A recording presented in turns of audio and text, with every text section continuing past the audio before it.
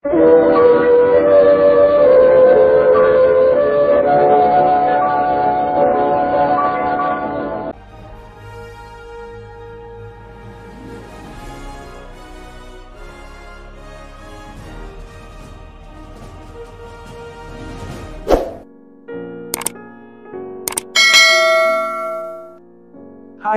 Info Lover, bagaimana kabarnya hari ini? Semoga sehat-sehat selalu. Kali ini kita akan membahas kota Palangkaraya dengan segala keunikan dan keindahannya yang tersembunyi.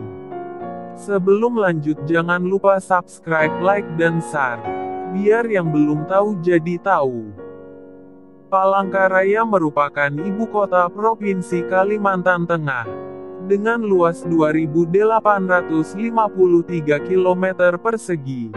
Pada tahun 1957 sampai 1972 kota ini dikenal dengan sebutan Palangkaraja. Menurut sensus 2020, kota Palangkaraya berpenduduk 299.691 jiwa. Kota ini juga dihuni berbagai macam suku bangsa dengan 3 suku dominan yaitu suku Dayak, suku Banjar, dan suku Jawa. Dalam bahasa Dayak Ngaju, Palangkaraya memiliki makna tempat tinggal yang besar atau luas. Secara harfiah Palangkaraya berarti tempat tinggal yang luas dalam bingkai NKRI atau Negara Kesatuan Republik Indonesia. Mari kita intip satu persatu. Apa saja yang menarik dari kota Palangkaraya, yang dirangkum dan dikutip dari berbagai sumber. Sebelum lanjut, jangan lupa like, subscribe, dan nyalakan tombol loncengnya agar tidak ketinggalan video-video terbaru dari kami.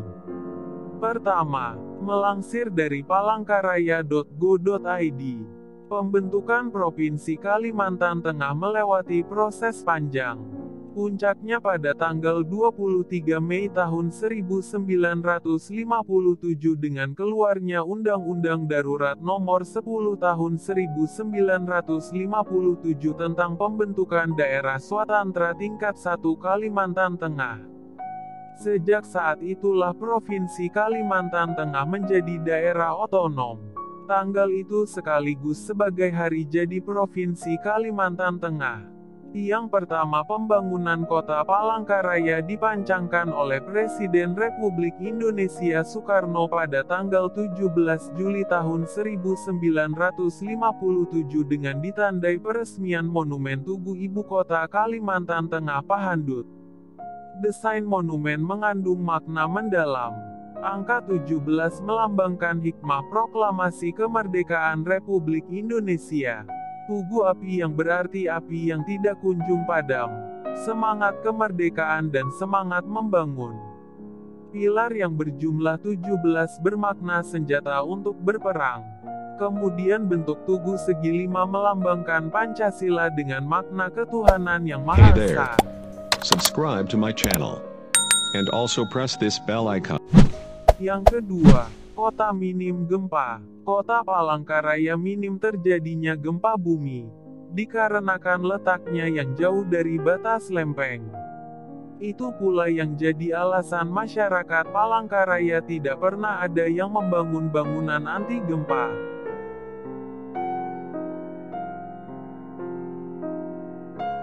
Ketiga, mal dan pusat perbelanjaan.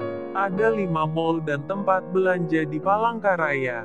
Ke-1, Mega Town Square. Tempat perbelanjaan yang sering disebut dengan Metos ini terletak di pusat kota Palangkaraya, tepatnya di Jalan Yosudarso. Kedua, Palangkaraya Mall. Tempat belanja yang terletak di Palma ini merupakan salah satu mall yang sering dikunjungi warga Palangkaraya. Berdiri kokoh dengan 3 lantai. Berlokasi di Jalan Cilikriwut, Kecamatan Jekan, Kota Palangkaraya. Ketiga, Pasar Kahayan. Palangkaraya juga memiliki pasar yang bisa jadi pilihan belanja menarik. Mendapatkan predikat pasar aman. Pasar ini merupakan pasar tradisional yang tertata rapi serta memiliki sarana prasarana yang aman. Pasar satu ini bisa dibilang cukup bersih untuk ukuran pasar tradisional. Pasar Kahayan terletak di Jalan Ahmad Yani, Kecamatan Pahandut, Kota Palangkaraya. Keempat, Pasar Blauran. Jika Anda ingin merasakan sensasi berbelanja di malam hari, maka Anda bisa berkunjung ke Pasar Blauran ini.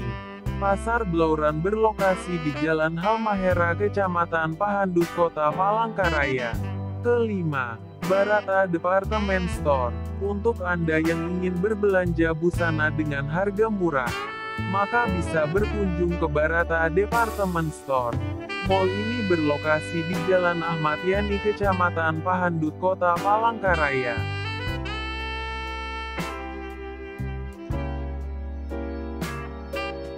Berikutnya adalah tempat wisata di Kota Palangkaraya. Kota memiliki sejuta pesona dan panorama alam yang menakjubkan dan juga tersembunyi sehingga banyak orang yang belum mengetahui akan keindahan dan tempat-tempat keren di Palangkaraya. Banyak spot dan objek wisata keren mulai dari situs budaya, situs bersejarah, spot foto bahkan hingga spot mancing dan air terjun yang sangat memanjakan mata. Jika Anda punya rencana berlibur ke Palangkaraya, jangan khawatir. Kota ini menawarkan banyak wisata pilihan untuk Anda kunjungi. Palangkaraya juga memiliki banyak tempat wisata alam keren yang tak kalah dengan wisata yang ada di Kota Malang, Jogja ataupun kota-kota besar lainnya. Oke, agar tidak panjang lebar, inilah berbagai tempat wisata menarik di Palangkaraya. Ke-1. Bundaran Besar Palangkaraya. Lokasi: Jalan Yosudarso, Jekan Raya. Ke-2. Tugu Soekarno Palangkaraya. Lokasi: Jalan Langkai, Jekan Raya. 3. Jembatan Kahayan. Lokasi: Jalan Kapten Pierre Tendean, Jekan Raya. 4. Taman Kota Palangkaraya. Lokasi: Jalan Yosudarso, Menteng, Jekan Raya. 5. Museum Balanga. Lokasi: Jalan Cilik Riwut, Kilo 2, Jekan Raya. 6. Rumah Adat Betang Palangkaraya. Lokasi: Palangka, Jekan Raya. 7. Masjid Raya Darussalam Palangkaraya. Lokasi: Jalan Geobos, Menteng, Jekan Raya. 8. Danau Tahai. Lokasi: Desa Tahai, Kelurahan Tumbang Tahai, Kecamatan Bukit Batu. 9. Wisata Susur Sungai Kahayan. Lokasi: Sungai Kahayan. 10. Arboretum Nyaru. Lokasi: Jalan Cilik Riwut, Kilo 28, Tumbang Tahai, Bukit Batu. 11. Taman Nasional Bukit Raya. Lokasi: perbatasan antara Kalimantan Barat dan Kalimantan Tengah. 12. Bukit Tangkiling. Itu tadi 12 tempat-tempat terpopuler dan ngehits di Palangkaraya tahun ini. Selanjutnya mari kita simak sejarah Bukit Tangkiling dan Batu Banana. Agar yang belum tahu jadi tahu. Bukit Tangkiling berada di Kota Palangkaraya. Jarak tempuh dari pusat Kota Palangkaraya kurang lebih 34 km dengan waktu tempuh 30 menit. Di hari libur, tempat ini selalu ramai oleh banyaknya pengunjung. Di Bukit Tangkiling terdapat sebuah batu yang berbentuk banana atau perahu. Konon ceritanya baru ini adalah perahu yang berubah menjadi batu karena sebuah pali atau pantangan. Ceritanya hampir mirip dengan legenda Sangkuriang. Pada masa lampau Pulau Borneo merupakan bagian dari lautan dan masa lalu daratannya hanya sedikit, yaitu daerah tengah dan daerah timur Pulau Borneo. Saat itu Bukit Tangkiling termasuk wilayah daratan sehingga di situ menjadi sebuah kampung. Di kampung itu hiduplah seorang ibu dan anak laki-lakinya. Suaminya sudah meninggal. Ibu ini dikenal sebagai Bawi Kuwu atau seorang wanita yang cantik dan awet muda. Di suatu hari si ibu sedang memasak nasi goreng yang digoreng tanpa minyak barisanga. Saat si ibu sedang memasak ternyata si anak ini terus mendesak ibunya supaya cepat dihidangkan karena si anak merasa lapar. Si ibu mencoba bersabar tetapi si anak malah semakin merengek-rengek tidak karuan maka habislah kesabaran si ibu ini. Tanpa sengaja ia pun mengayunkan solet suruk, alat buat menggoreng, ke bagian kepala anaknya. Sesaat setelah dia tersadar ternyata di kepala anaknya telah mengalir darah segar sehingga si anak ini menjadi panik dan marah. Dalam sekejap si anak berlari keluar dari rumah dia merasa ibunya tidak lagi menyayangi dirinya. Ibunya berusaha mengejar tetapi si anak berlari ke sebuah dermaga. Di dermaga itu terdapat sebuah kapal yang sedang singgah. Kapal ini berasal dari negeri Cina sedang singgah untuk menjual keramik di kampung itu dan si anak bersembunyi di bagian bawah kapal itu. Ibunya berusaha mencari ke seluruh penjuru kampung tetapi tidak dapat menemukan anak ini. Dia menyesali dirinya karena telah memukul kepala anaknya. Dia pun merenungi perbuatannya itu. Lalu tak lama setelah bongkar muat di dermaga diselesaikan maka kapal Cina itu akhirnya melepas sau dan kembali berlayar ke negeri Cina. Singkat cerita si anak yang tadi bersembunyi di kapal itu ditemukan oleh kapten kapal dan ditanyai kenapa ia ada di kapal itu. Ia pun menjawab dengan jujur bahwa ibunya telah memukul kepalanya sehingga ia menganggap ibunya sudah tidak sayang lagi pada dirinya. Untuk kembali tidak memungkinkan lagi maka oleh kapten kapal ia diizinkan ikut berlayar setelah sembuh dia menjadi pelayan di kapal itu. Karena sifatnya yang baik akhirnya ia bekerja kepada saudagar yang memiliki kapal itu. Setelah sekian lama bekerja dengan saudagar dan si anak tumbuh menjadi seorang pemuda yang tampan. Sekian lama bekerja di negeri Cina ia menjadi kepercayaan sang saudagar bahkan karena saudagar tadi tidak memiliki keturunan maka akhirnya ia diangkat menjadi anak dan diberi nama Qilin. Tak terasa tahun demi tahun berlalu dan saudagar dan istrinya telah wafat. Maka Qilin berniat untuk berlayar lagi untuk berdagang. Maka ia pun menghubungi kapten yang telah menyelamatkannya dahulu. Dengan sukacita kapten ini menyambut baik rencana Qilin maka mereka pun mulai mempersiapkan pelayarannya. Setelah tiba saat yang tepat mereka pun berlayar dari negeri ke negeri. Dari pulau ke pulau dan dari laut ke laut serta mengarungi samudera hingga sampailah mereka ke tempat kampung si Qilin tadi berasal.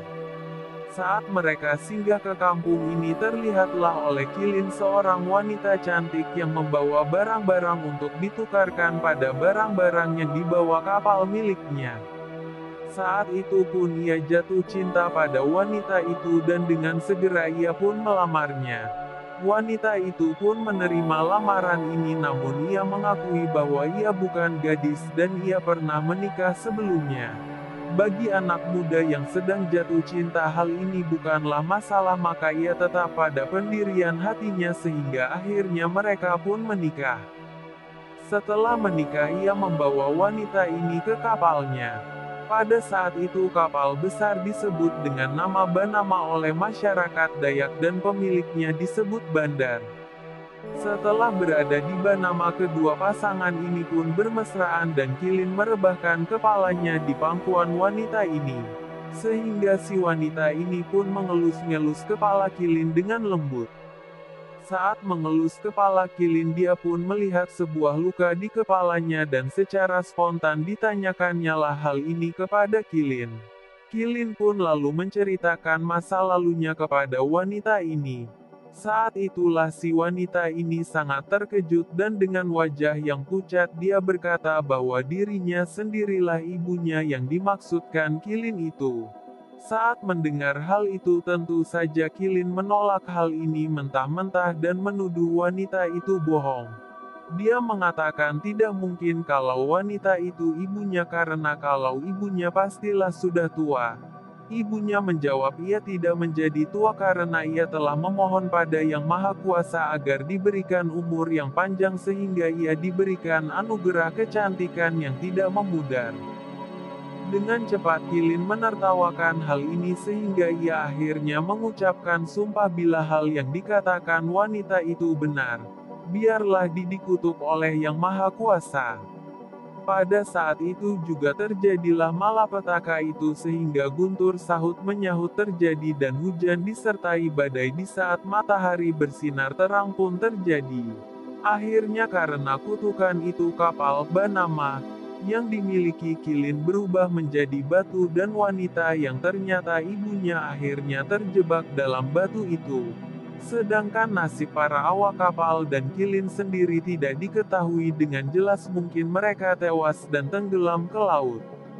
Konon ceritanya saat kapal Banama itu berubah menjadi batu, ibunya yang terkurung di dalamnya masihlah hidup sehingga penduduk kampung yang merasa prihatin terkadang dapat memberikan makanan dan minuman serta sirih dan pinang melalui sebuah lubang yang ada di batu itu.